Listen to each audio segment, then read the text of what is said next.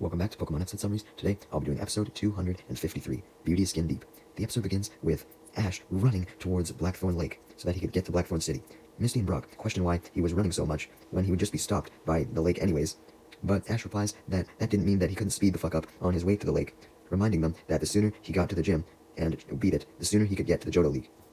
Sure enough, though, just as Misty and Brock had said, Ash was stopped in his tracks by the lake, so he took some time to look around and spotted a Dratini sleeping by the edge of the lake under some small trees, and he used his Pokedex on it to identify it. Seeing that it was preoccupied and seemingly alone with no one to help it, Ash decided to take the opportunity to try and battle it to capture it, but before he could send out a Pokemon to weaken Dratini, he was startled as a Gyarados emerged from the lake and went to use Hydro Pump. Although it missed Ash and the gang because Gyarados was too angry to focus, Ash, as well as Brock and Misty who had caught up, took it as a warning not to disturb the Dratini. This definitely appeared to be the reason why Gyarados attacked, as soon as Ash and the gang backed away in fear of the Gyarados refused to fire another Hydro Pump, indicating that it was only doing so to protect the Dratini. Ash and the gang quickly breathed a sigh of relief, but they soon began to panic yet again as a woman then arrived and bitterly questioned why Ash and the gang were trying to harm the Dratini, and asking what their end goal was by doing something so terrible, and also threatening to harm them back if they harmed it. Ash and the gang explained that they weren't trying to harm the Dratini, Ash was just trying to see if he could capture it. But then Gyarados attacked them out of nowhere. This led the woman to explain that Gyarados was in fact just protecting Dratini, as it was trying to make a journey up the river, and Gyarados was trying to prevent anyone from interfering with this journey, explaining that both the Dratini and the Gyarados were hers. Essentially, she and her Dratini had a goal of making it down the river, and she had assigned her Gyarados to protect her Dratini while it slept. She then apologizes for the misunderstanding and introduces herself as Claire, as Ash and Misty introduce themselves back, with Brock introducing himself as Claire's boyfriend, but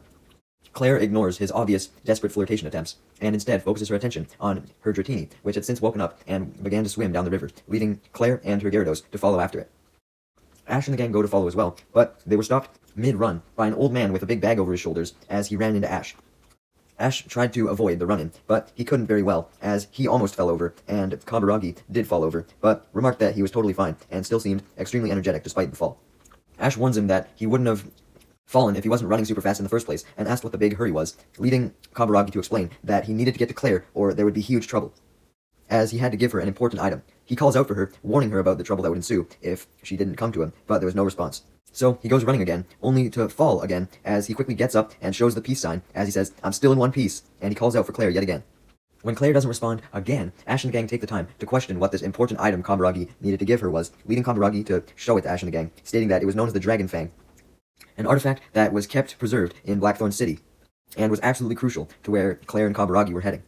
Ash and the gang then inquire as to how Kaburagi knew who Claire was, as they didn't look close in age at all or anything, leading Kaburagi to reveal that he was Claire's assistant, working for her at her gym. Ash heard this, and therefore asked if Claire was the Blackthorn City gym leader, which Kaburagi confirmed.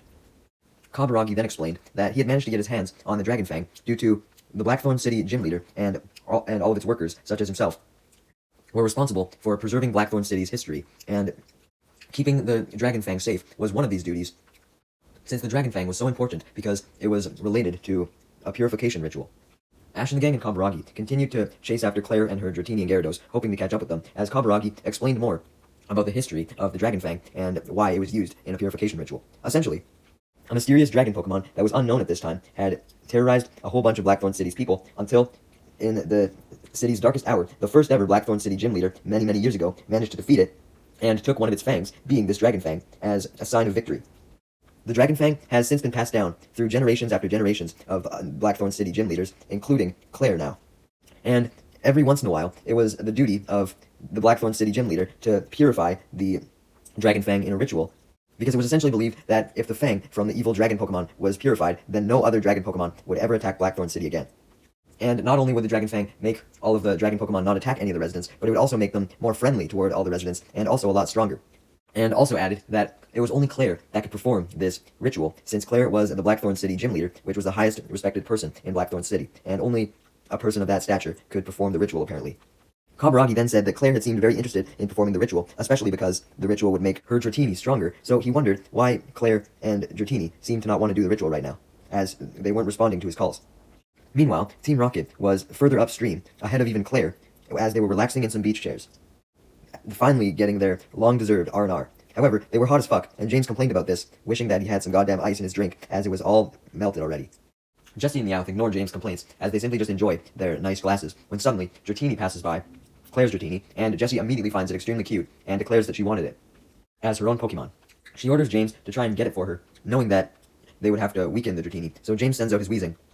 and tells it to use a simple tackle attack. But before this attack could land, Claire and her Gyarados arrived, as Gyarados used Hydro Pump to create a huge wave, knock out Weezing, and knock down Jessie, James, and Meowth. As Team Rocket tried to get up, Claire adamantly defended her Dratini, explaining that Team Rocket were trying to harm hers, and she wouldn't stand for that. Claire then jumps in front of Dratini to protect it from Team Rocket making any sudden moves, but despite this, Jessie was still able to send out her Arbok, as Jessie countered that the Dratini simply wouldn't be hers for much longer, as she was going to take it as her own. Claire declared that Jessie was going to have to fight her if she wanted her Dratini so bad, and stated that this wasn't a good idea, as Claire was the Blackthorn City gym leader. Jessie didn't care about this whatsoever, and simply ordered Arbok to use Poison Sting, but Claire's Gyarados simply uses another Hydro Pump to block the Poison Sting and send Team Rocket blasting off. Just then, Ash and the gang and Kaburagi finally catch up to Claire, and Kaburagi questioned why Claire wasn't responding to any of his calls for her, reminding her that he had the Dragon Fang with him and they had to go together to complete the purification ritual. Claire assured Kaburagi that she was well aware of her duties as the Blackthorn City gym leader, but stated that she had bigger priorities than the ritual right now, as her Dratini was currently about to shed its skin, which would therefore make it vulnerable, so she had to make sure she accompanied her Dratini on its way to shed its skin so that nothing bad would happen to it. And explains that Kaburagi and Ash and the gang had no business with this, so they didn't need to keep following her, as she just wanted to help out her Dratini. However, Kaburagi was adamant on staying by Claire's side, even if she was just going to help her Dragonair shed its skin, as he wanted to be able to continuously remind her about the ritual so that she wouldn't forget about it while going to help her Dratini, and could abandon it if necessary, if it almost got too late to perform the ritual. However, Claire declared that she would never abandon her Dratini, even if it was for the ritual. Kaburagi tried his best to try and convince her of how the ritual was more important, but Claire simply ignored him as Dratini began to swim forward, leading Claire to follow, giving Ash and the gang no choice but to follow as well, with Kaburagi, who continued to try and pester Claire about the ritual, practically begging her to not forget about it at this point, and insisting that he should come with her, so that she wouldn't forget at least. Essentially, he was trying to make a deal. He would let her assist her Dratini in shedding its skin, but if it ended up getting almost too late to perform the ritual, then Kaburagi would have no choice but to physically pull her and drag her to the site of the ritual. Claire, however, was just as adamant in her position, as she argued that she would not perform the ritual until her Dratini had shed its skin. As she continued with her Dratini, now reaching a rocky part of the river, forcing Claire to return her Gyarados, Kaburagi realized the fact that Claire wasn't going to waver in her position, so he decided to come up with a new strategy to make sure that he could stay along following her, stating that he just wanted to follow her and her Dratini to make sure that they stayed safe, since he was supposed to be her assistant, and was okay with Claire helping Dratini shed its skin first. Claire was happy with this, and was about to permit Ash and the gang and Kaburagi to follow her with no hesitation, but then she saw Kaburagi almost fall down some rocks in the rocky part of the river, and stated that if anyone needed help, it was clearly Kaburagi, not Claire, and decided that she would only let Kaburagi and Ash and the gang follow her if they wouldn't slow her down by tripping on rocks. Kaburagi was frightened by this warning, so ironically, this did make him fall down the rocks, but after doing so, he promised never to do that again, and continued to follow Claire, along with Ash and the gang. While they walked, Ash tried to ask Claire for a gym battle, but Claire was too preoccupied with her Dratini to hear him, much to his sadness, as that was really the only reason why he was even following Claire. Meanwhile, as for Team Rocket, they were spying on Ash and the gang, Claire, and Kaburagi from a nearby cliff, but more specifically, had their eyes on Dratini, as they still wanted to steal it, with Meowth wanting to give it to Giovanni, while James wanted to sell it on the open market for even more cash. Jessie, on the other hand, though, was adamant on keeping the Dratini for herself, since she thought it was so cute, and declared that if Team Rocket was going to steal the Dratini, they would need to find a way to get it away from Claire, so Claire couldn't protect it. As they tried to plan a way to separate Dratini from Claire, though, their thoughts were interrupted as Wobbuffet forcibly popped out of its Pokeball, forcing Jessie to recall it. Meanwhile, Ash and the gang, Kaburagi and Claire, were still following Dratini, when Dratini had decided to take a little rest. So, believing these rests of Dratini's would be frequent, Claire declared that following Dratini to where it needed to shred its skin would likely take all day, and knew that she couldn't spend all day without eating, so decided to take a lunch break, and decided to share her lunch with Ash and the gang and Kaburagi, since they hadn't annoyed her for quite a bit while they were following it. Ash and the gang were excited by the prospect of lunch, but Claire stated that all she had were some rice balls, but Ash and the gang were totally fine with this, as they complimented how fucking good they were. With everyone now taking a break, this finally gave Ash an opportunity to ask Claire for a gym battle, stating that he only needed one more badge, clarifying, of course, that the gym battle would take place after Dratini shed its skin, and after the ritual. Claire was a little surprised at this, as she didn't think Ash was a skilled enough trainer to have collected 7 badges already, but Ash proceeded to show all of his badges as proof. Claire is very impressed by Ash's collection of badges, and decides to accept his challenge, of course, after everything with the ritual and Dratini. Kaburagi also takes interest in Ash's badge collection, particularly his Glacier Badge, asking him if he got it from Mahogany Town recently, which Ash confirmed, leading Kaburagi to admit that he had heard stories of an angry red Gyarados rampaging around Mahogany Town and wondered if those stories were true, which Ash also confirmed. Telling the whole story with the help of Misty and Brock of how they met Lance, the champion of Kanto and Johto, and also a member of the Pokemon G-Men, who helped them defeat the red Gyarados, and also explained that he captured it after. Claire and Kaburagi expressed their shock at how Lance was a member of the Pokemon G-Men, shocked particularly at how Lance had never told them before. This led Ash to become surprised, realizing that this must have meant Claire and Kaburagi knew Lance somehow, and asked how they did, leading Claire to reveal that Lance was her cousin, and they often trained together since they both happened to be Dragon-type trainers, and Lance would often come to her home of Blackthorn City, since a lot of Dragon trainers gathered at Blackthorn City because of its history with dragons. Although she admitted that when Lance got extremely good at battling, their battles just ended up being one-sided, with Lance always winning, and Claire essentially just being Lance's little punching bag to practice on. Despite this, Ash was still excited to battle Claire, viewing her as perhaps training for when he would eventually become good enough to battle Lance, and Claire was excited to battle Ash, since Lance had clearly deemed him as worthy somewhat if he had decided to help Ash in any way. As Claire and Ash and the gang and Kaburagi continue their lunch, they're soon approached by an old couple who were admiring Dratini, specifically the old lady. The old lady was so enamored with the Dratini that she ordered her husband to take a picture of her with the Dratini. However, the husband was struggling to find the correct angle to take the picture from, so all the pictures were not to the woman's satisfaction, as she kept demanding very loudly for her husband to keep trying. Since they were being so loud, Claire approached them and warned them to be more quiet, explaining that Dratini was sleeping and needed its rest so that it could make the journey to shed its skin. The old couple agreed to not take any more pictures, but the old lady stated her desire to simply just see Dratini up close instead, even if she wasn't allowed to take pictures of it, and Claire was reluctant, but she decided to let the old couple see Dratini up close, in hopes that this would make them go away after. This proved to be a mistake though, as while the old couple was admiring the Dratini up close, the old woman released a net from the cane that she was holding, which trapped Dratini inside. Immediately after this, the old couple laughed as they tore off their disguises, revealing themselves to actually be Jessie and James. This was their plan to take Dratini from Claire, and they proceeded to do so while doing their motto. As Meowth then came up and threw a smoke bomb to act as a smokescreen, as opposed to James using his Weezing, and using this smokescreen, Team Rocket were able to escape to their Meowth balloon, which Meowth had showed up in, as they climbed back in and escape with Dratini. However, even though Ash and the gang and Kaburagi were initially unable to pursue Team Rocket because of the smoke causing a distraction, Claire was determined to not let Dratini down, and proceeded to break away from the smoke and chase after the Meowth balloon. She began to lose sight of the balloon, though, as it flew above the forest, so she decided to continue chasing the Meowth balloon, but jumping across trees which were higher up while doing so she could keep the balloon in her sights. Sure enough, while on one of the tree branches, she spotted the Meowth balloon once again, and determined, she hopped from branch to branch, keeping up with the Meowth balloon, which impressed Ash at her amazing parkour skills, since the smoke had now dissipated, and they could all see again. Realizing this, Kaburagi told Ash to quit focusing on Claire, and instead focus on stopping the Meowth balloon to save Dratini, as Ash and the gang and Kaburagi then pursued Claire as she pursued the Meowth balloon, all of them hoping to stop it. Inside the Meowth balloon, Team Rocket was gloating about the fact that they had successfully captured Dratini, with Jessie and James stating that they should get awards for their awesome acting as old people, and Jessie excitedly stating all the things she was going to do with her new beautiful Dratini. Dratini got angry upon hearing what Jessie was going to do to it, so it proceeded to try and escape its net as it shook around inside, which also shook the Meowth balloon, causing it to crash, as Dratini was really thrashing around. Claire is the first to see the balloon crash, so she chases after it, with Ash and the gang and Kaburagi following immediately after. At the crash site, Team Rocket was distracted, trying their best to get out of the ruins of their Meowth balloon, which gave Dratini an attempt to try and slither away into the nearby river, as even though it was still trapped inside the net wasn't attached to anything, so it could still move inside of it. Unfortunately, Jessie escaped the ruins of the Meowth balloon, stopped the Dratini, pulling it and its net back towards her before it could reach the river. Jessie took so long to pull Dratini back towards her, though, that it allowed James and Meowth to climb out of the ruins of the Meowth balloon as well, but also gave Ash and the gang and Claire and Kaburagi time to catch up as well, and a confrontation was now on, as Claire demanded Dratini back, but Team Rocket wasn't willing to give Dratini back without a fight, as James sent out his Weezing,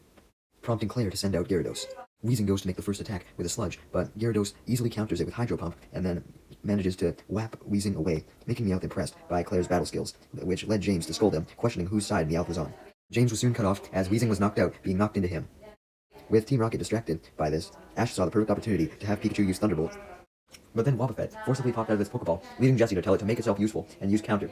And this Counter was able to deflect the Thunderbolt back at Pikachu, but also Ash,